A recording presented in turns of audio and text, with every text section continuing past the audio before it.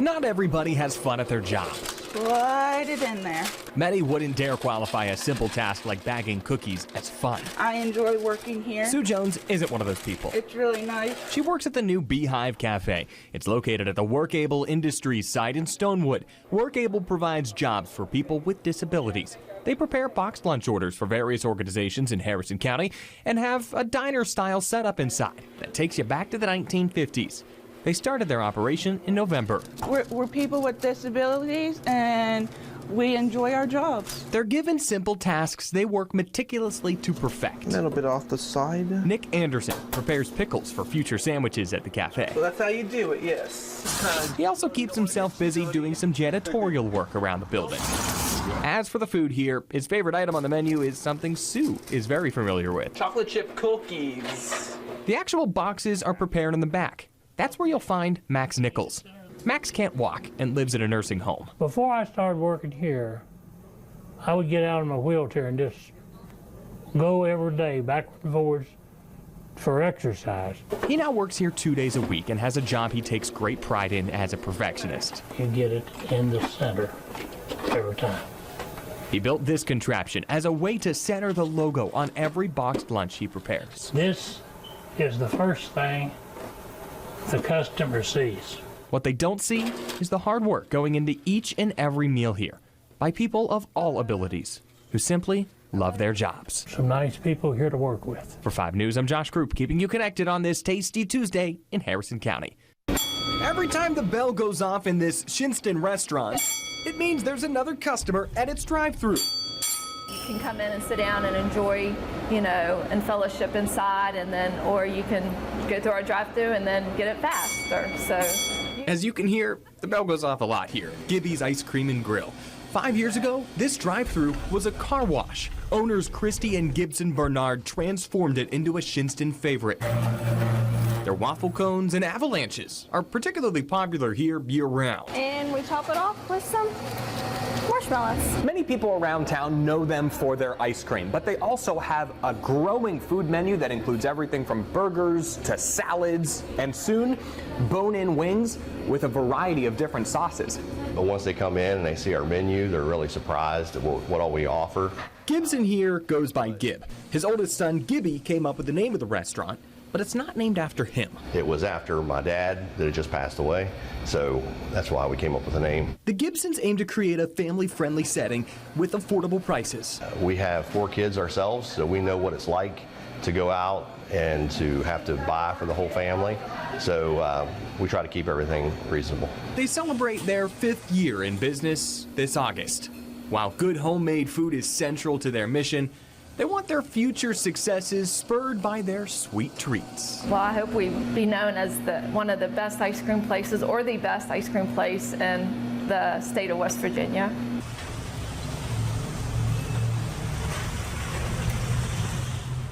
Those bone-in wings were tremendous, and they were brought onto the menu because of suggestions made by some customers during the high school football season.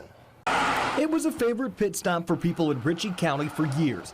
Now, the building is empty and the old sign faded. But Pocos Tacos wasn't gone for long. It's back in Pennsboro in grand fashion, next to the Save-A-Lot grocery store. Larry Rodriguez's family has been in the restaurant business since 1972. After opening restaurants in the Chicagoland area, he moved to Florida with his dad to expand their business. But he left his businesses behind for the construction industry in 2000. In 2010, he moved to West Virginia to retire.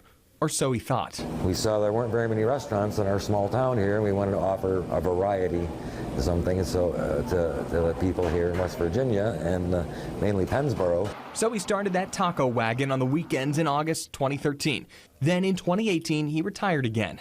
Or so he thought. Some work isn't work if you enjoy it. He moved into this space and, with some help, hand-carved every piece of wood in the building, from the bar counter to the booths.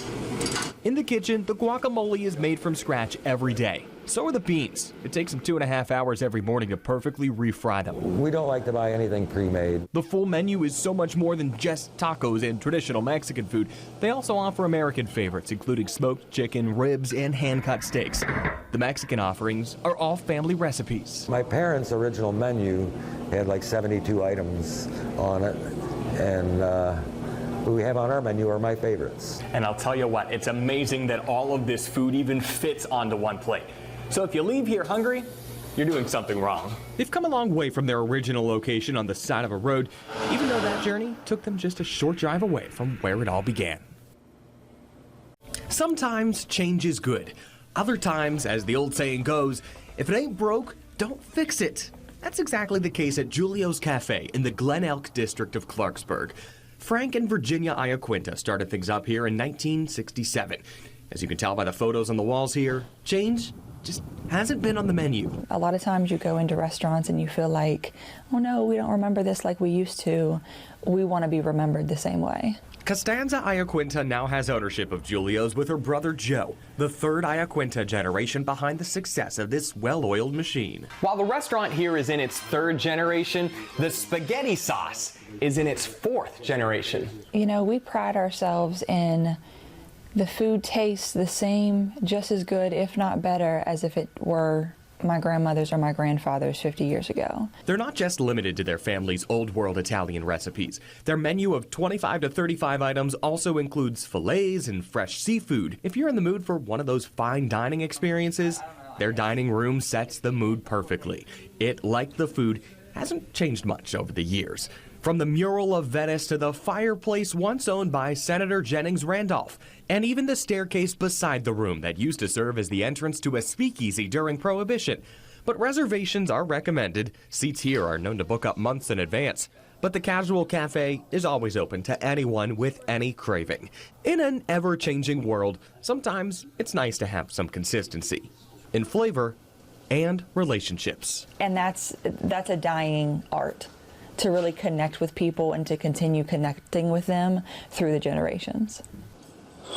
Delicious. You'd think that after 40-plus years of making pizzas, Salvatore Martino would have had enough by now. It's always delicious, every day. In fact, Sal, as they call him here, had a slice before we visited his newest venture in Harrison County. It's original Italian pizza of Bridgeport. This place was in Fairmont for the last few years, but moved to Bridgeport in April. We're gonna make a pizza. But Sal's journey began long before then. He grew up in Sicily and moved to the United States when he was 15. He learned about the restaurant business from his dad. Sal worked for 30 years in Pennsylvania before moving to West Virginia. I believe keep simple and you've been okay. You know, you're doing all right. So that's my philosophy. That simplicity in his cooking has kept him in business all these years. It's a tactic that goes back generations. Like my mother and my grandmother, that I remember before I come over, they used to cook things that was very delicious with a very minimal basics. He runs the restaurant with his wife. Hi, everybody. Hi. And don't forget about their dog, Signor Bocelli, named after Italian opera singer Andrea Bocelli. The restaurant offers curbside pickup, and while pizza is his staple, the menu also includes salads, strombolis, calzones, hoagies, and wraps. My favorite thing, it's everything, to be honest. I'm not limited. My spectrum is very wide. Now, maybe your net doesn't cast as wide as Sal's. There you have. But if he's not sick of pizza, who could be? And on a beautiful summer day, why not take the pizza to the great outdoors to enjoy a slice of Italy on a socially distanced Tasty Tuesday? Many of us at WDTV have been working from home way more in the last several weeks. That means we've all been in our kitchens more. For this week's Tasty Tuesday, we take you to our homes. God, jeez. The 5 News team, with some help from their pets, have refined their cooking skills while in quarantine. Our team of reporters and producers took us inside their kitchens for a grand 5-course meal. Tonight for dinner, eggplant rollatini. While producer Andrea Warner prepares our appetizer, reporter Joe Buchanan is on a pizza-making journey that's now onto its 2nd day. Just kind of give that a good, take the pepperoni, just throw it on there. I like to let my eggplant cool to room temperature before rolling them, so in the meantime, I made a salad.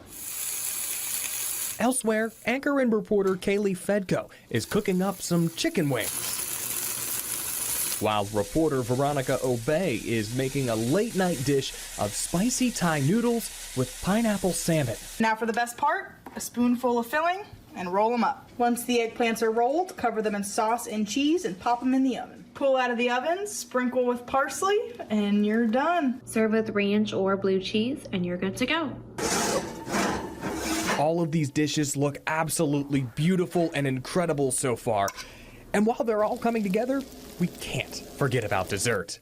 Reporter Casey Houlihan has us covered. All right, it's time to get started with our easy-to-make mug cake.